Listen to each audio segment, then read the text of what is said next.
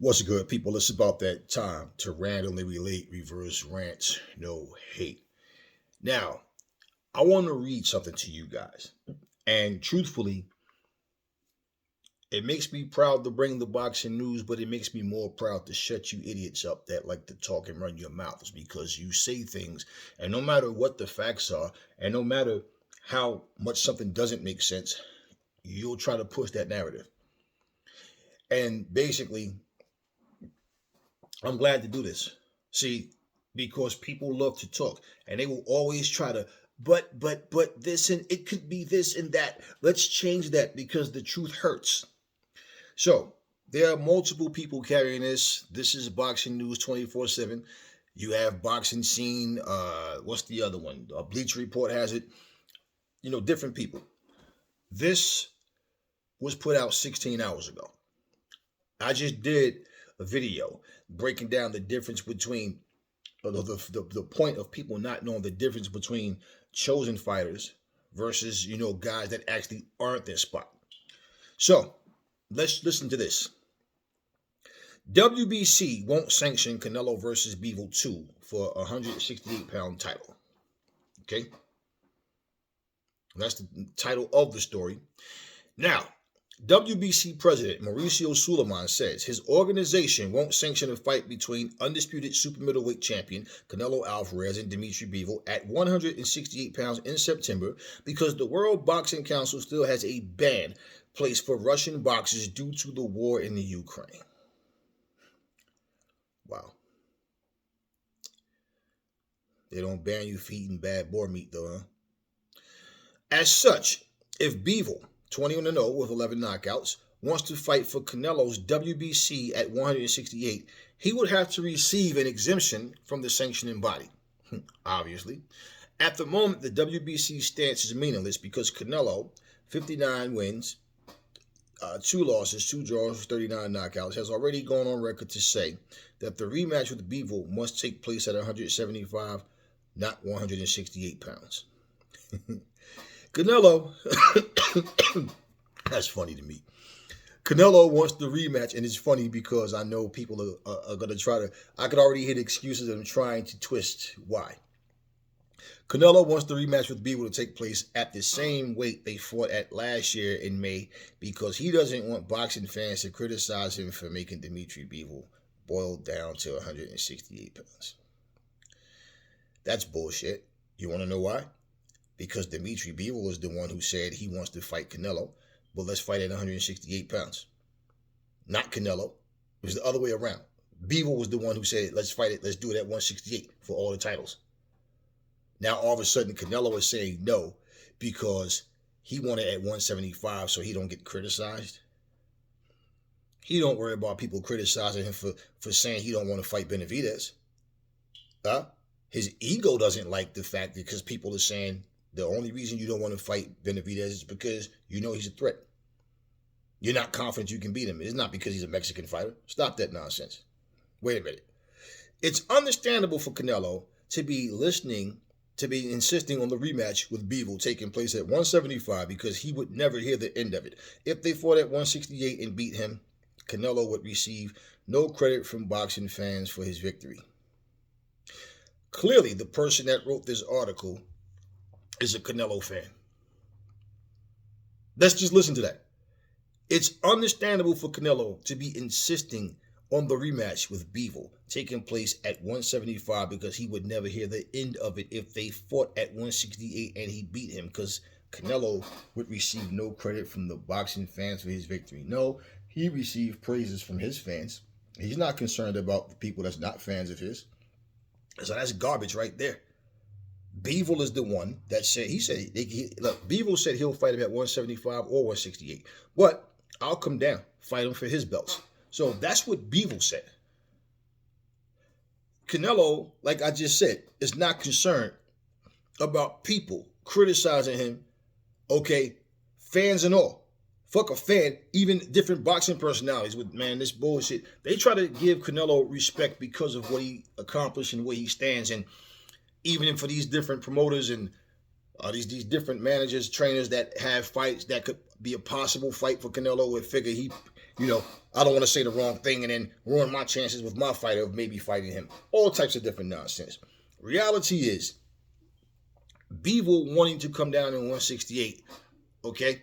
So first, the excuse is that Canelo was too small for 175, right? As I said before, even though he went up and beat, a fight against Kovalev at 175, now when he loses to Bivol, he's too small.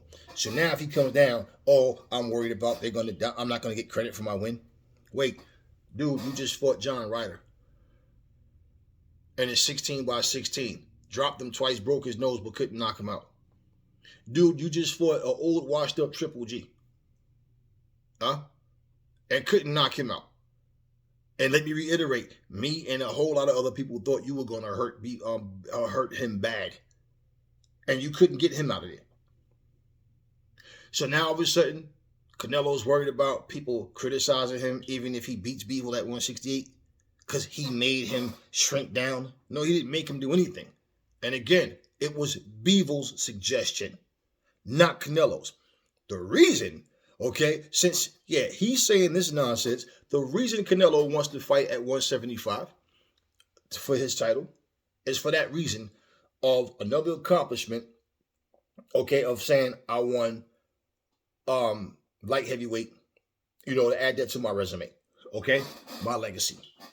And the other thing is, if he loses, which I believe strongly he will, he still has his titles at 168. So all he did was lost the match to Bivol. To Bivol for the second time, and the excuses are going to be the same. Now, he's not concerned about the excuses that people are making for him, right? That he's too small. No, people, I appreciate the love and all that, but listen, I'm not too small for 175. Bivol was just the better man. Simple. Right? No. So basically, y'all hear this. And this is another reason why this fight more than likely won't happen. Why? Now, if it's about a bigger payday for Bivol than him fighting against Artur Beterbiev, well, that's a possibility then. Bivol has made it clear he wants to become undisputed light heavyweight champion. And to do that, he has to beat Artur Beterbiev. What fight is more important to Bivol? Canelo came up, tried to take my belt. I wasn't having it. I beat his little ass. I know I can beat him. I don't have anything to prove. Now we fight again, I'm going to beat his ass again. How big of a difference is the money fighting Canelo versus fighting, Artur Beterbiev? And what do I want to do first? What do I want the most? That's what that would come down to. That's what that would come down to. So if Bivol decides, man, I already beat this little motherfucker, fuck it, man. Let me go and fight this guy and get it. It's up to Bivol on that situation. So my thing is, you're just doing the same thing twice, and then making another big payday.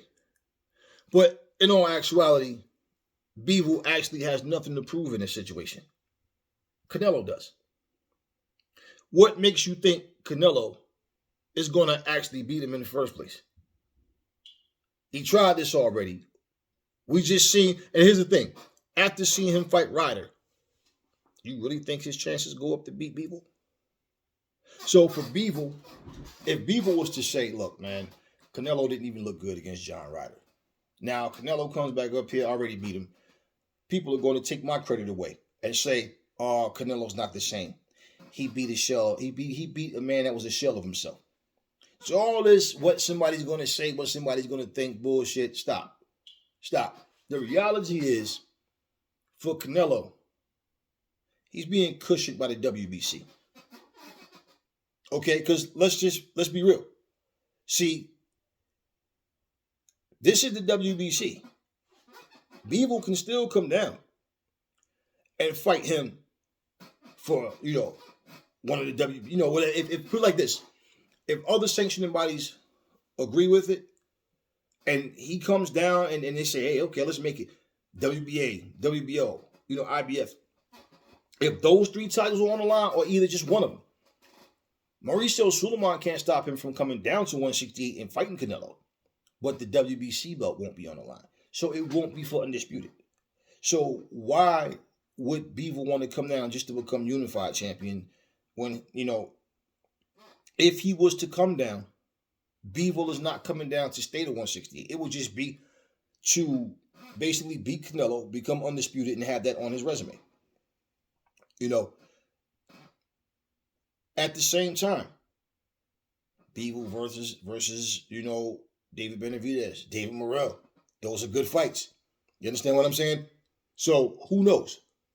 Who knows? But he wants to fight Arthur Beterbiev. It's no reason for him to bounce up and down in weight. Okay? Well, this ban against Russian fighters, listen to how stupid this shit sounds, man. Listen how stupid this sounds.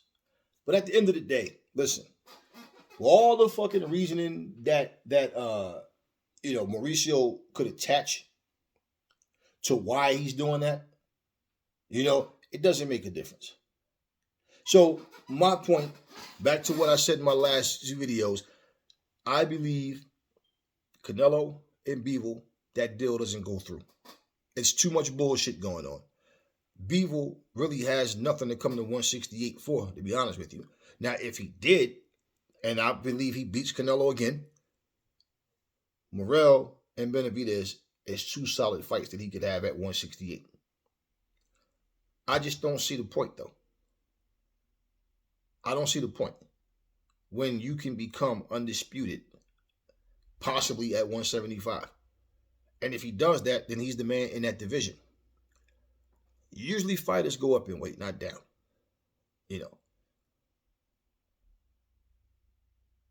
So that being said, I think this fight just doesn't happen.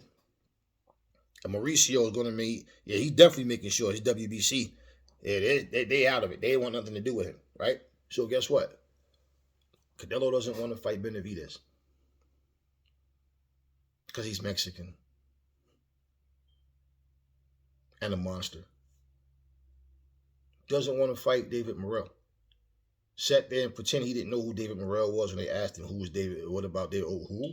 You know who David Morrell is. You were talking to him, taking pictures with him, it's on video and everything. Now, when I say you look at who's around, I can sit here and break down why I think he fights Berlanga next. But I've already told you guys, I believe that's his choice. And a little shit talking that, Berlanga's been doing in Canelo's regard and just different things going back and forth. And you know what? That may be his next fight. Now, if he's not going to fight Benavidez, he's not going to fight Morrell. He's not going to fight Demetrius Andre. He out of his mouth said he was a horrible fighter. He's done nothing, right? And as I've been saying, right, he's done nothing but John Ryder has, right? Okay. Don't care nothing about him being a mandatory. The whole point is when you start picking and choosing who you're going to fight, when you clearly can see, this is my A-list fighters. I have no interest in them for my own reasons. So where do you go? To your B-list or your C-list or your D-list. As a champion, you should never go to your C and D list. So what is left on the table for him when he has options, but yet he's making up excuses to not fight certain guys. So now, what's the purpose of the franchise championship? To duck your mandatories, basically. So if you can go up and fight whatever champion you want to fight, right? Think about it. If Dimitri Bivol was a C-class fighter, and he really basically put, if John Ryder, okay, if John fucking Ryder was Russian, do you think Mauricio Sulaiman would be saying the same thing? See, they know the dangers of Dimitri Bivol. I don't care how much you like Canelo as a fighter, but he's been cushioned. That what do you guys understand? That shit was created for Canelo. That shit was created for Lomachenko. It was created for Canelo. And Lomachenko was also brought into it. And there are only two franchise champions. Well, now Devin Haney has it because he, now here's the thing. Remember how initially they said you can't defend or lose franchise championship, right? Why do you think that Devin Haney is the franchise champion? Because he beat George Kambosos twice. And basically, your franchise champion will be a beaten fighter. The other better fighter, okay, who's undisputed, okay, defeated your guy twice. So your representation is a guy that we know can't beat this guy. So the guy that's representing franchise champion is not the best fighter. So you think that Mauricio Sulaiman want the number 2 or 3 fighter to be his franchise champion? No, absolutely not. Absolutely not. Why isn't the franchise championship a part of the heavyweight division? You ever think about that? Notice every time Canelo fights somebody, the WBC come and create some trophy belt for him. And people, they're just giving him his flowers. Yeah, whatever, man. Listen, it's called favoritism. Okay? So at the end of the day, I don't care. This is not particularly about Canelo. Okay? Just like I did the video when I mentioned John Ryder. It wasn't so much about Canelo. It was about Ryder. Well, yeah. I had stuff to say about Canelo in response to stupid comments being made. But at the end of the day, look at what Mauricio Sulaiman is doing. I just read you his reasoning, what he said. If Canelo, right?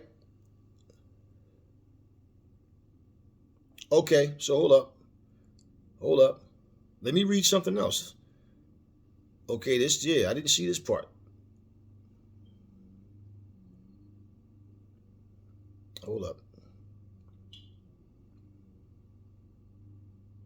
Okay, now listen to this. Bivol hasn't yet said whether he'll refuse to take the rematch if it's not held at 168. So it's likely that he'll agree to it taking place at 175 again. He won't have an opportunity to win Canelo's 168 label title, but the money will be good, as I just said that. Okay, that's common sense. And his popularity will increase if he fights well and wins. It's important that Bivol shifts into second, third, and fourth gears for the Canelo rematch because he looked like he wasn't going all out. Bivol almost lost the fight, and he'd only have himself to blame if he did. Okay, now, and this isn't the same guy. This isn't the same guy. Okay. This is comments from other, okay. So basically, right?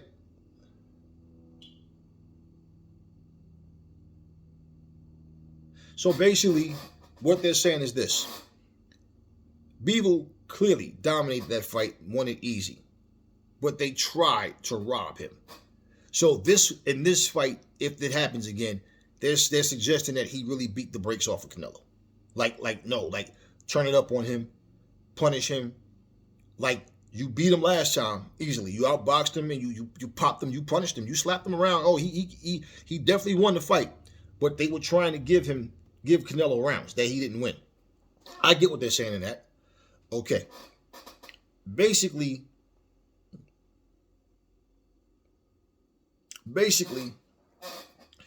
that's an unfortunate thing that people have to deal with because it's like everybody else get to play basketball on a 10-foot hoop, but you got to play on a 12-foot hoop. But you're expected to be as effective as the other people. So, yeah. Okay. So let me see. Is there anything else? Let me see. Not at this moment. WBC President Mauricio Sulaiman said to the, whatever that says, to some commentary or some people on whether the World Boxing Council will sanction the Canelo Bivol rematch at super middleweight. Our definition was clear. It is constant and consistent position. Bivol has not approached the process that we opened for all those boxers willing to apply for their specific case to be reviewed. Bivol has not done it, so for the moment, Bivol cannot participate in a WBC sanctioned fight. Listen,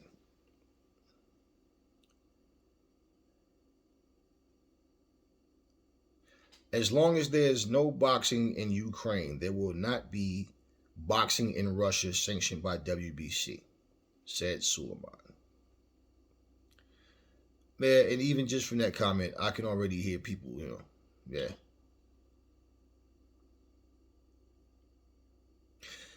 Anyway, I'm not going to get into all that.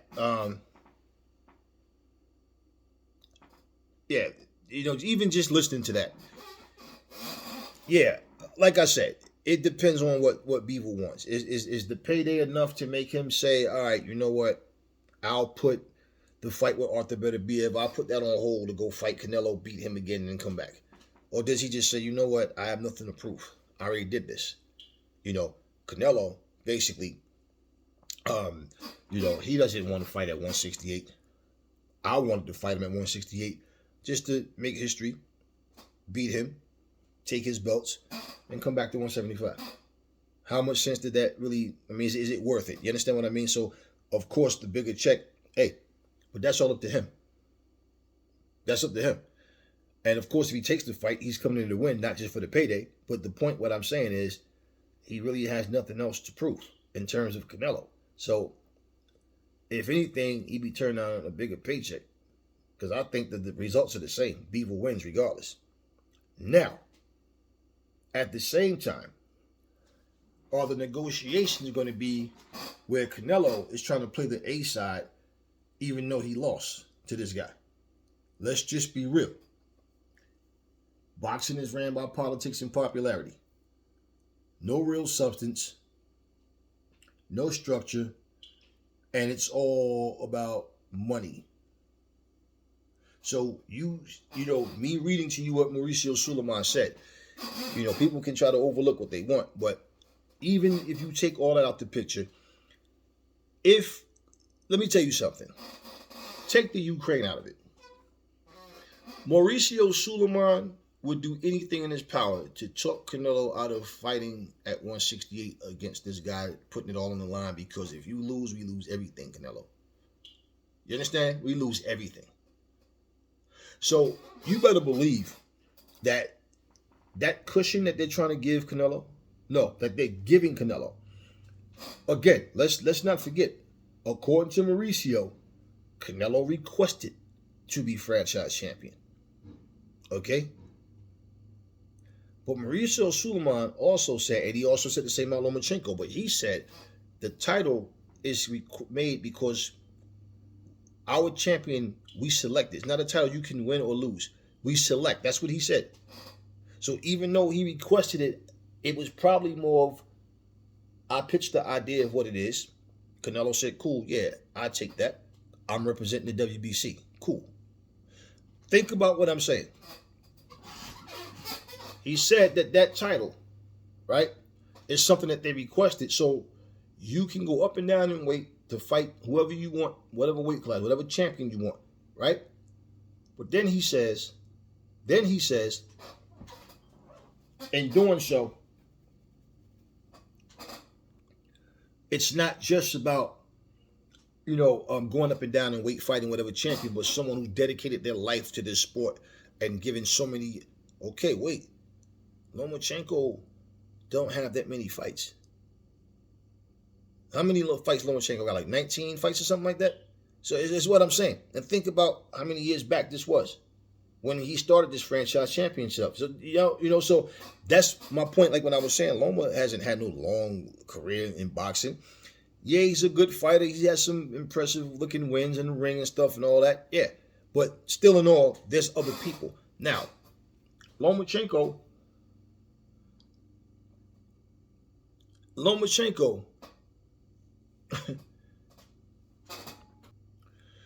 he's from the Ukraine. Oh, yeah, but he did the necessary paperwork and, you said as long as there's no boxing going on in Russia, right? Y'all saw that, right? Y'all heard me. Y'all heard it. So as long as there's no boxing going on in Russia, they're not dealing with Russian fighters. What is Lomachenko? So even if Lomachenko lives here, it doesn't make a difference. Anyway, see, one thing goes for one, but not the other. At the end of the day, y'all, the WBC, out of all the sanctioning bodies, is the worst, man. They're the worst. And even to say you can go up in whatever weight class and fight whatever champion you want, right? Well, that's more so of a WBC champion type of thing, because you can't force the WBA, the WBO, the IBF to do anything. So basically, it's a favoritism title, and it's a title meant for you to duck your mandatories.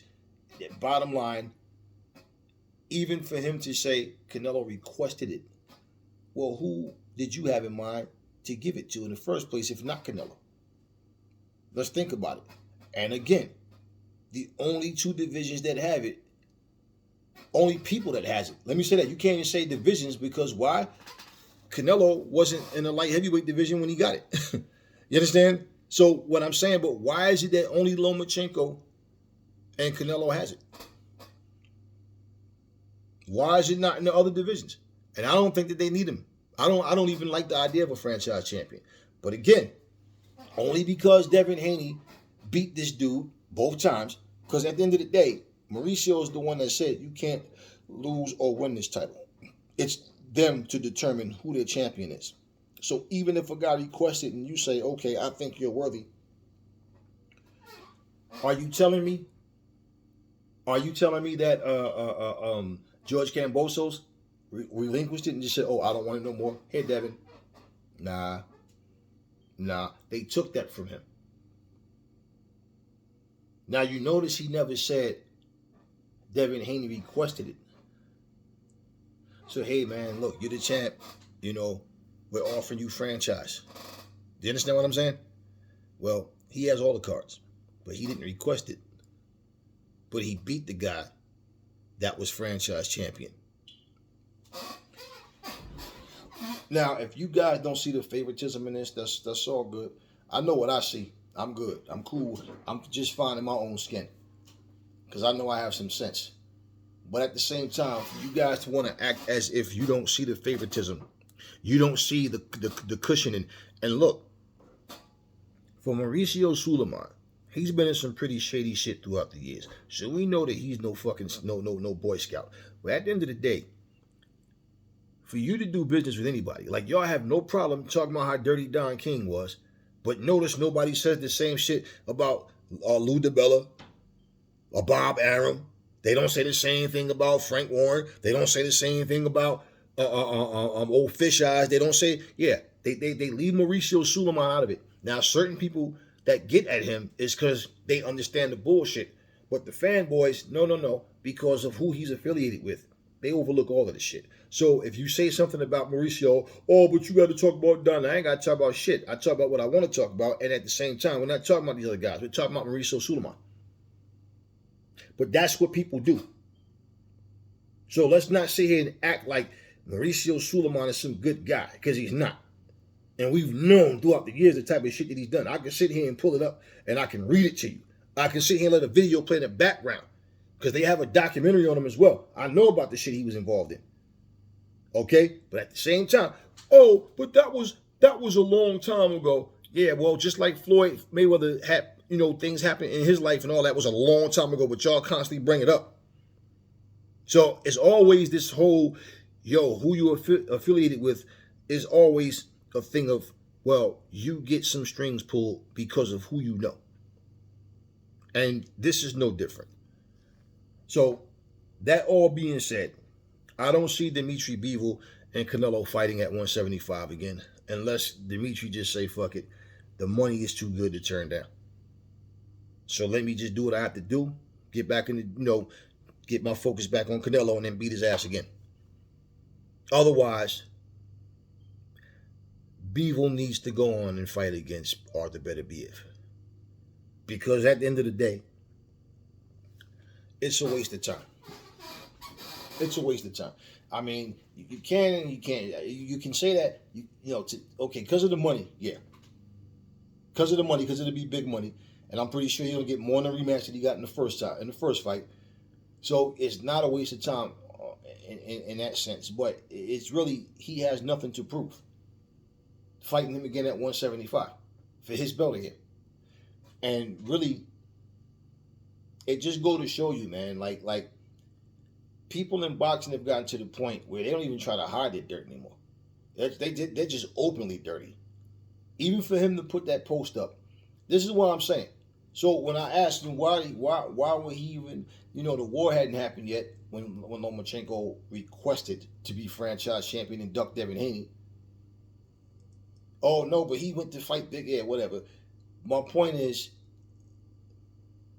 and Lomachenko, he doesn't use the franchise championship to go up in different weight classes. Now, he already said he would never go down in weight. So we know he won't go down. So what would he need to use being franchise champion for? Is he going to go and fight at 140? Is he going to go fight at 147? Because if he's not going to go down in weight, you either stay at the same weight or go up. So Lomachenko shouldn't even be franchised and should have never been franchise champion because it does nothing. Now, from 126 to come up to 130, to come up to 135, it's still, okay, he would be able to do that, but it still makes no sense just for the simple fact that he's not going back down in weight. So for him to hold on to franchise champions is like, what's the long-term goal for being franchise champion? As long as you're on top, you're franchise champion. You sink, we take it off you. So that's what it is. But while you're using these opportunities to go up and down in weight, just say, who is it that you don't want to fight? Because let's be real. To beat a Callum Smith, to beat a Liam Smith, to beat a Billy Joe Saunders, to beat guys like that who are good fighters, but there's guys way better than them type of thing. It's like, yeah, guys like that have a belt. I went up, I fought them, I beat them. Accomplishment, yes. But if it's better fighters for you out there and for some reason you're skipping past them, what do you call that? So you heard it from you heard it from me, but I just read to you the words of Mauricio Sulaiman. This is not Aries' words.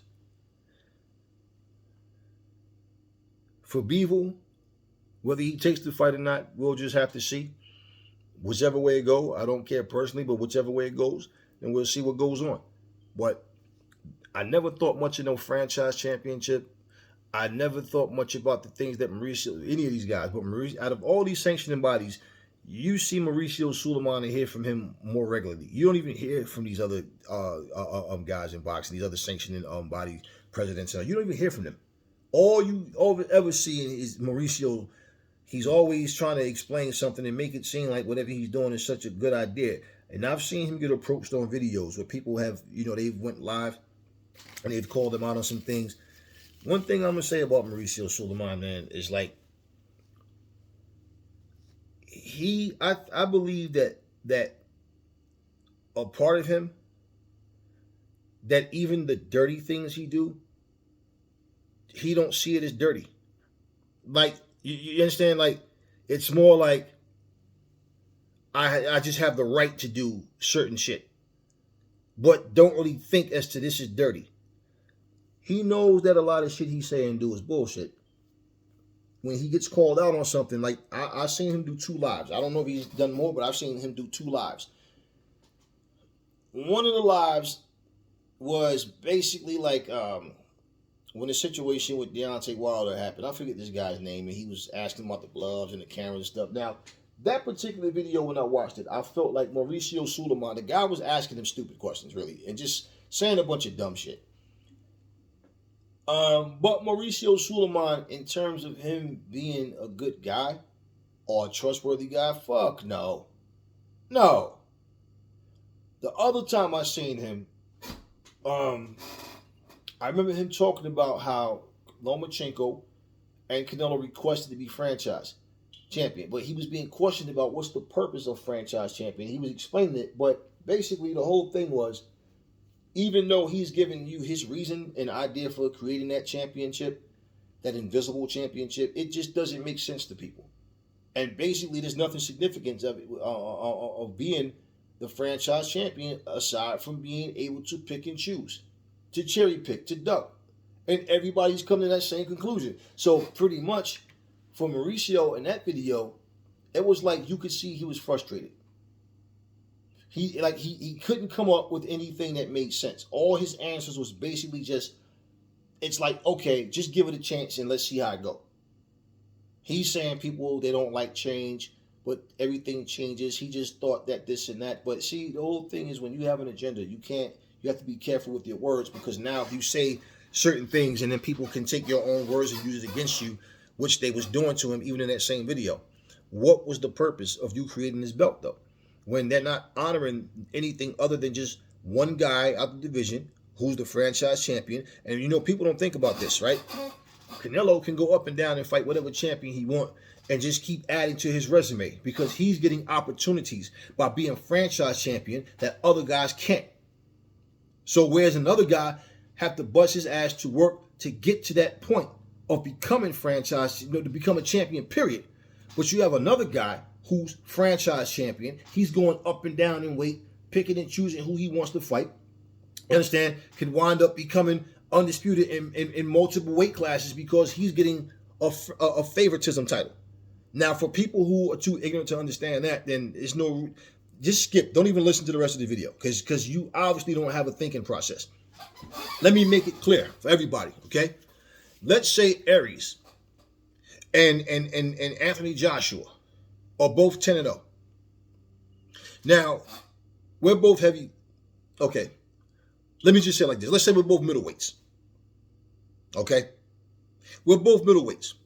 But let's just say I go from 160, right, to 168. I fight a guy up there and I take his title. Now, Anthony Joshua is still fighting at 160.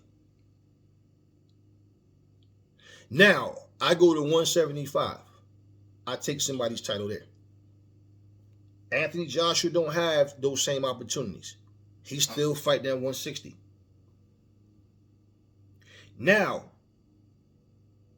I get a weak-ass mandatory. I beat this guy. Anthony Joshua has a tough fight on his hands. So, no, he doesn't look as spectacular against the opponents he's fighting because he's getting really tough guys. Now I come back down to 160, right? I beat somebody and become champion at 160. Now I'm holding the titles in 3 different divisions. And the only reason I'm able to do that is because I have this favoritism belt that allows me to go up and down in weight. Now, just say, you know, fighters get injuries, all kind of stuff happen, just things go to happen, right? Now, let's say Anthony Joshua is undefeated,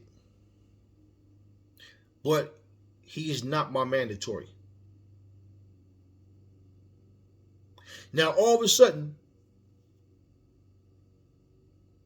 Anthony Joshua wins the other 3 belts, right? Let's just say he wins the other 3 belts, but I still got the same 1 belt. But now I go back up to 168 and make a title defense, right? I go back to 175 and make a title defense. Whole time, Anthony Joshua is still at 160. Now, Anthony Joshua gets injured or something like that. He's not ready to come back, so he's out. He's out, right?